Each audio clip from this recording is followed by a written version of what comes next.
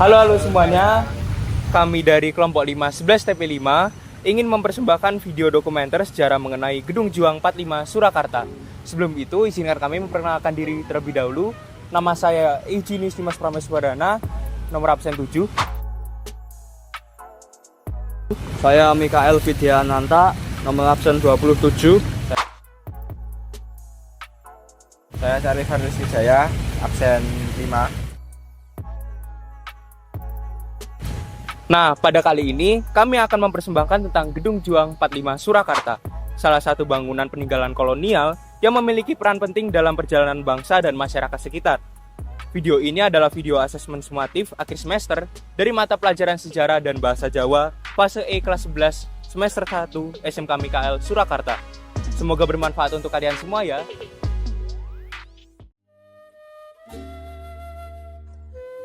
Di tengah kota Surakarta, berdiri sebuah bangunan yang telah melewati banyak masa kolonial Belanda, dudukan Jepang, hingga era kemerdekaan. Gedung Juang 45 bukan hanya menjadi saksi sejarah, tetapi juga ruang publik yang kini hidup kembali sebagai museum perjuangan dan ikon heritage kota. Gedung Juang 45 dibangun pada tahun 1876 hingga 1880 oleh pemerintah Hindia Belanda. Pada masa itu, gedung ini berfungsi sebagai kantin dan klinik militer Belanda di kawasan Kantinstad, wilayah militer yang cukup penting di Surakarta. Sejalan dengan perkembangan sejarah dunia, khususnya pada masa Perang Dunia II, Indonesia memasuki babak pendudukan Jepang. Gedung ini kemudian diambil alih dan difungsikan oleh Jepang sebagai bagian dari kontrol wilayah. Setelah Indonesia merdeka, fungsi gedung kembali berubah, mulai dari panti asuhan, sekolah, hingga kantor organisasi pejuang veteran. Perubahan-perubahan ini menunjukkan bahwa gedung ini dapat beralih fungsi sebagai bangunan lainnya.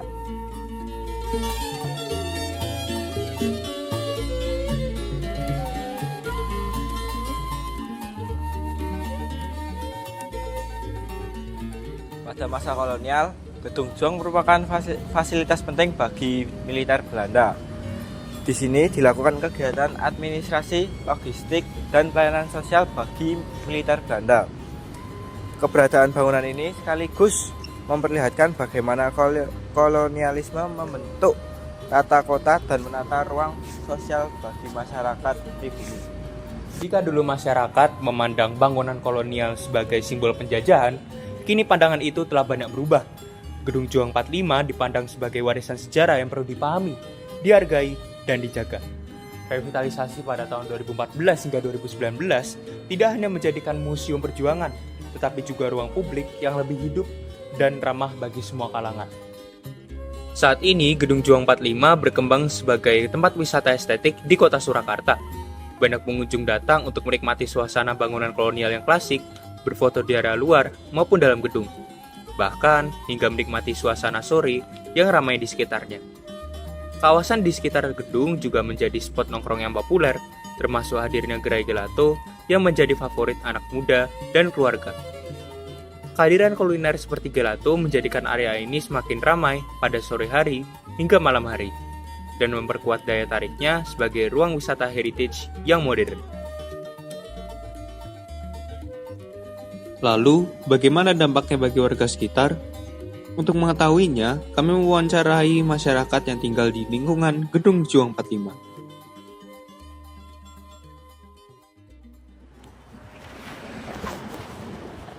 Silakan Ya mas, dari SMA mana ini? kita saking SMK MKL Iya. badhe nyuwun wawancara nggih Pak. Tentang apa? Itu tentang Gedung Juang. Oh ya, Gedung Juang yang ada di perempatan ini. Iya Pak. Pertanyaan pertama, sampun pinten dangu panjenengan nyade mriki? Saya jualan ini baru sekitar 6 bulan. Tapi kalau lahirnya emang di sini, jadi di kampung sebelah sini. Jadi emang saya orang di sini juga. Cuma kalau jualan di sini baru aja.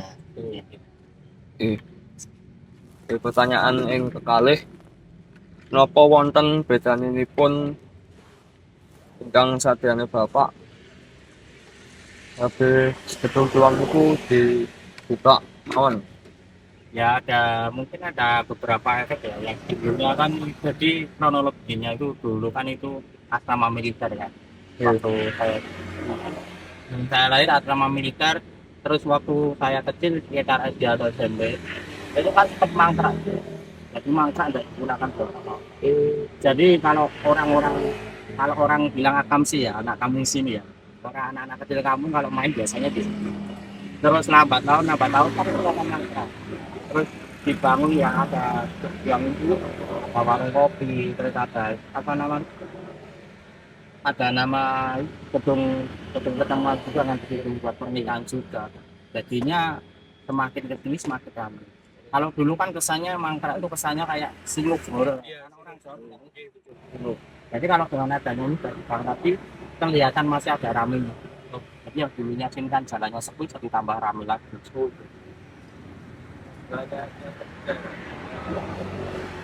Apa aktivitas gedung juang nanti ngaruhi pola bakalan Kalau pengaruhnya cukup beberapa pengaruh ya. Salah satunya kan bikin omset juga semakin tambah. Karena tahunnya orang kan dari sini kan pusat kuliner nasional kan Galabu. Nah, Galabu itu kan sudah tidak di sini, sudah ke dalam. Di sini kan yang jualan tinggal PKL itu, nggak ditambah gedung juang lagi, ada warung kopi, terus ada gedung pertemuan. Kadang kan setiap malam itu sudah ada jadi pesannya itu orang buat nongkrong juga. Tapi yang di sini jadi tambah ramai. Orang yang sebelumnya mungkin omsetnya biasa aja, terus tambah ada tempat nongkrong lagi, tambah ramai lagi. Nggih, tetap menten wacanipun kula lan ingkang ngaturaken ngapunten menawi wonten kesalahan. Nggih, kula langkung Oh iya. matur nuwun nggih, Pak.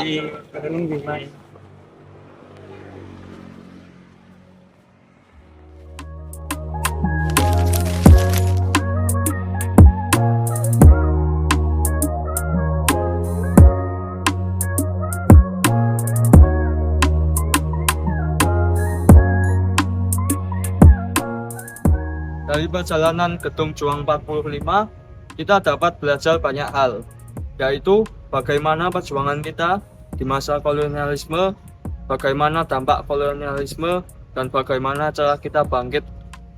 Selain itu, gedung ini juga mengajarkan kita bahwa menempatkan peristiwa sejarah pada konteksnya, dan juga memahami sebab akibat serta mengaitkannya dengan kehidupan masyarakat di sekitar tempat ini. Gedung Juang 45 bukan hanya sekedar bangunan tua. Ia adalah simbol perjalanan bangsa, ruang edukasi masyarakat, dan bukti bahwa sejarah bisa hidup kembali apabila dirawat.